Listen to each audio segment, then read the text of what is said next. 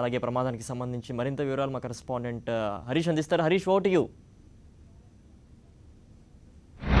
తూర్పుగోదావరి జిల్లా గండేపల్లిలో జాతీయ రహదారిపై అర్ధరాత్రి ఘోర ప్రమాదం చోటు చేసుకుంది.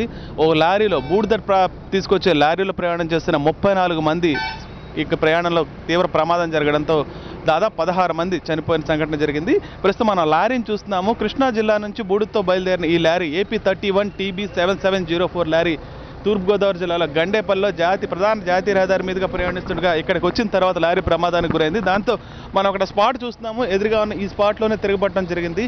దీంతో ఏదైతే ఆ ర్యాష్ ఉందో ఒక్కసారిగా ఆ తీసుకొచ్చిన బూడిద మొత్తం కుప్పగా తిరగబట్టడం జరిగింది. దాంతో దాని కింద చాలామంది నలిగిపోయి మరణించడం జరిగింది. ఈ ప్రమాదంలో 34 మంది ప్రయాణిస్తున్న లారీలో 16 మంది వరకు ప్రాణాలు కోల్పోయారు. ఇప్పటి వరకు 8 డెడ్ బాడీస్ని వెలికి తీశారు. ఈ 2 క్రెయిన్లు దానికి అక్కడ పనిచేస్తున్నాయి. ఆ బూడిదని వెలికి తీయడానికి మనం అది కూడా ప్రత్యక్షంగా చూడొచ్చు. ఒక కుప్ప కింద ఈ పొలంలో పడిపోయిందని మనం ప్రత్యక్షంగా చూడొచ్చు. అక్కడి నుంచి ఒక్కొక్క బాడీని వెలికి తీస్తున్నారు. మొత్తం 34 మంది ప్రయాణించారు కాబట్టి అందులో 10 మంది తీవ్ర గాయాల పాలయ్యారు. ఒక్కసారిగా పడిపోవడంతో 6 పోలీసులు రక్షించడం జరిగింది. మిగిలిన 16 మంది పరిస్థితి చనిపోయి ఉంటారని భావిస్తున్నారు. 8 డెడ్ బాడీస్ అయితే ఇప్పటివరకు బయటకు వచ్చి తీసుకొచ్చిన డెడ్ బాడీస్ ఇప్పుడు మనం అవి కూడా చూస్తున్నాము. ఈ ప్రాంతంలో వెలికి తీసిన డెడ్ బాడీస్ ఇప్పటివరకు బయటకు తీసుకొచ్చి జాతీయ రహదారి పక్కన పెట్టడం జరిగింది. వీళ్ళంతా వలస కూలీలు ఉన్న అన్నపూర్ణ లాంటి ఈ జిల్లాలో వలస కూలీలు ఇతర జిల్లాలకు బయలుదేరి వెళ్లే పరిస్థితి చోటు చేసుకుంది. దాని పర్యవసానంగానే పొట్టకూటి కోసం ఈ లారీలో ప్రయాణించి అర్ధరాత్రి జరిగిన ఘోర ప్రమాదంలో చనిపోయిన వారి డెడ్ బాడీస్ ఇవన్నీ ప్రస్తుతం 8 మందిని బయటికి తీయడం జరిగింది. మరో 8 మంది డెడ్ బాడీస్ బయటకు వచ్చే వెలికి తీసే అవకాశం ఉంది. సంఘటన జరిగిన వెంటనే పోలీస్ హెల్త్ టీమ్స్ వెంటనే రెస్పాండ్ ఈ ప్రాంతానికి వచ్చి వెంటనే రెస్క్యూ ప్రారంభించాయి. అయితే అప్పటికే 8 చాలామంది చనిపోవడం జరిగింది. 6 వెంటనే బయటకు తీశారు. సంఘటన జరిగిన తర్వాత లారీ డ్రైవర్ క్లీనర్ వెంటనే పరారవటం జరిగింది. అయితే జాతీయ రహదారిపై ఈ ప్రమాదం ఎలా జరిగింది, ఏం జరిగింది అన్న విషయం తెలుసుకోవడానికి ప్రత్యక్ష సాక్షి ఇక్కడ ఎవరు ఆ సమయానికి లేకపోయినా సరే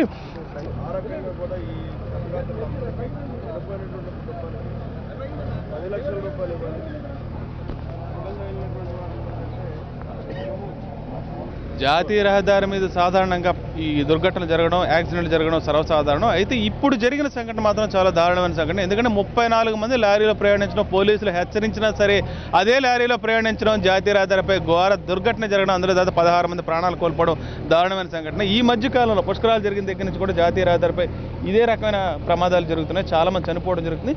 ముఖ్యంగా అన్నపూర్ణ లాంటి జిల్లాలో వలస కూలీలు ప్రయాణించడం, వాళ్ళ ప్రాణాలు కోల్పోవడం అనేది దారుణమైన విషయం. దీని మీద ఏం చెప్తారు? ప్రధానంగా మీరు అన్నపూర్ణ అనేటటువంటి జిల్లా పూర్తిగా అన్నపూర్ణ మాత్రం కాదు. ఎందుకంటే విభిన్న స్వరూపాలు కలిగినటువంటి పరిస్థితులు ఉన్నాయి ఈ జిల్లాలో. ఏజెన్సీ ప్రాంతం, మెట్ట ప్రాంతం, డెల్టా ప్రాంతం.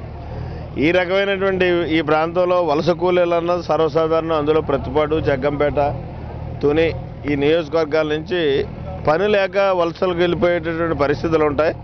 ఆ రకంగానే పాపం ఈ దురదృష్టవంతులంతా కూడా వలస వెళ్ళినటువంటి పరిస్థితి. అయితే ఇక్కడ ఖచ్చితంగా మాత్రం ట్రాఫిక్ నియంత్రణ లేనటువంటి కారణంగానే ఇటువంటి యాక్సిడెంట్లు జరుగుతున్నటువంటి పరిస్థితులు ఉన్నాయి. ఇక్కడ దీనికి పెట్రోలింగ్ ఏదైతే పోలీస్ యంత్రాంగం పెట్రోలింగ్ చేస్తుందో ఆ పెట్రోలింగ్ అన్న వైఫల్యం మాత్రం చాలా క్లియర్గా కనిపిస్తుంది. ఇక్కడ వాళ్ళ ఒక ఆదాయ వర్గంగా పెట్రోలింగ్ అని ఉపయోగించుకుంటున్నారు తప్పించి ఎక్కడా కూడా ట్రాఫిక్ నియంత్రణ చేసేటటువంటి పరిస్థితి లేదు. 2 ఏదైతే ఈ ఎక్స్ప్రెస్ హైవే ఉందో ఈ హైవేలో మరి విధిగా రోజు యాక్సిడెంట్లు జరుగుతూనే ఉన్నాయి. ఈవేళ దురదృష్టం 30-20 మందో 25 మందో పోయారు. మరి ఎలా 1-2 ఇలా జరుగుతూనే ఉంటున్నాయి రోజుని. ఈ యాక్సిడెంట్లు నివారించాలనుకున్నట్టయితే ఈ జరుగుతున్నటువంటి యాక్సిడెంట్లు కూడా తెల్లవారుజాము 2 గంటల నుంచి ఉదయం 5 గంటల లోపలనే జరుగుతున్నటువంటి పరిస్థితులు ఉంటాయి. ఎక్కువగా యాక్సిడెంట్లు 99%. కాబట్టి ఆ టైంలో ట్రాఫిక్ నియంత్రించాలి. ఇది పోలీస్ యంత్రాంగం చేయాల్సినటువంటి బాధ్యత. ప్రభుత్వం నిర్ణయం తీసుకోవాలి. ప్రతి 80 కిలోమీటర్లకి ఒక రెస్ట్ ప్లేస్ ఏర్పాటు చేయాలి. వాళ్ళకి అన్ని సౌకర్యాలు పెట్టాలి. ఆ టైం 1 గంట దాటిన తర్వాత ఏ పరిస్థితుల్లోనూ కూడా ఆ రెస్ట్ ప్లేస్ దాటి బయటికి వెళ్ళేటటువంటి పరిస్థితికి అవకాశం ఇక్కడ ఇవ్వకూడదు. మనం ఆ రకంగా ట్రాఫిక్ నియంత్రించగలిగినప్పుడు ఇటువంటి యాక్సిడెంట్లు అన్నింటినీ కూడా మనం నివారించడానికి అవకాశం ఉంటుంది. ఇక ఏదైతే ఈ చనిపోయినటువంటి కుటుంబాలు ఉన్నాయో ఈ కుటుంబాలను ఆదుకోవాల్సినటువంటి బాధ్యత ఈ ప్రభుత్వం మీద ఉంది. ఇది ఖచ్చితంగా ప్రభుత్వ వైఫల్యం. ఎందుకంటే ట్రాఫిక్ నియంత్రణ చేయకపోవడంలోనే ఇటువంటి యాక్సిడెంట్లు జరుగుతున్నాయి. కాబట్టి ఈ యాక్సిడెంట్ మీద మాత్రం ప్రభుత్వం పెద్ద మనసు పెట్టుకోవాలి. ఎందుకు నేను ఈ పెద్ద మనసు పెట్టుకోవాలంటున్నానంటే వాళ్ళ కారణమైనటువంటి పుష్కరాలు ఏదైతే ఉందో ఆ పుష్కరాల్లో చనిపోయినటువంటి 29 మందికి 10 లక్షల రూపాయలు ఇచ్చారు ఒక్కొక్క కుటుంబానికి. అదే రకంగా వీళ్ళు వ్యవసాయ కూలీలు, ఈ జీవనాధారం ఆ కుటుంబానికి ఆధారమైనటువంటి వాడు చనిపోతే ఆ కుటుంబం అతలాకుతలం అవుతుంది. కాబట్టి ఆ కుటుంబాన్ని ఆదుకోవాలనుకుంటే నిజంగా 10 లక్షల రూపాయలు ఎక్స్గ్రేషియా మాత్రం ఖచ్చితంగా ఈ ప్రభుత్వం ఇచ్చి తీరాల్సినటువంటి బాధ్యత ఉంది. అదే క్షతగాత్రులకు కూడా వాళ్ళకి జరిగినటువంటి ఆ సీరియస్ ఆఫ్ దెబ్బలను బట్టి వాళ్ళకు కూడా ఖచ్చితంగా ₹1,00,000 దగ్గర నుంచి 5 లక్షల రూపాయల దాకా కూడా ఇవ్వాలి అని చెప్పేసి డిమాండ్ చేస్తున్నాం. అయితే ఒకటి మాత్రం చెప్తున్నాం, ఖచ్చితంగా దీని మీద సీరియస్ తీసుకోవాలి. పోలీసు ఈ ట్రాఫిక్ నియంత్రణ మాత్రం చాలా సీరియస్ ఎఫెన్స్గానే తీసుకోవాల్సినటువంటి బాధ్యత ఉంటుంది. ఇక్కడ ఖచ్చితంగా యాక్సిడెంట్ జరిగినటువంటి స్పాట్లో తిరిగేటటువంటి పెట్రోలింగ్ స్టాఫ్ ఏదైతే ఉన్నారో వాళ్ళ మీద కూడా చర్యలు తీసుకోవాల్సినటువంటి అవసరం ఉంది. ఇందాక మీరేదో మాట్లాడుతూ చెప్పారు, పోలీసు సమయానికి వచ్చి ఇచ్చేసారు. చనిపోయిన తర్వాత ఎవడైనా చేస్తాడు, నేనన్నా చేస్తాను. ఇప్పుడు 30 శవాలని సురక్షితంగా తీసి ఇంటికి పంపితే వచ్చేదేంటి? వాళ్ళ బతుకు ఇదైపోయిన తర్వాత ఇంక చేసేదేం లేదు.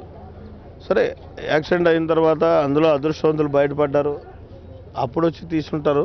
దాని వరకు ఇక్కడ జరిగినటువంటి ప్రక్రియలో మాత్రం పోలీసు చురుగ్గానే వ్యవహరించినట్టుగానే కనిపిస్తుంది. అయితే జరిగిపోయిన తర్వాత కాకుండా జరగకుండా చూసుకోవాల్సినటువంటి చర్యల మీద ఇక్కడి నుంచి అయినా సరే బాధ్యత తీసుకోవాలి పోలీసు.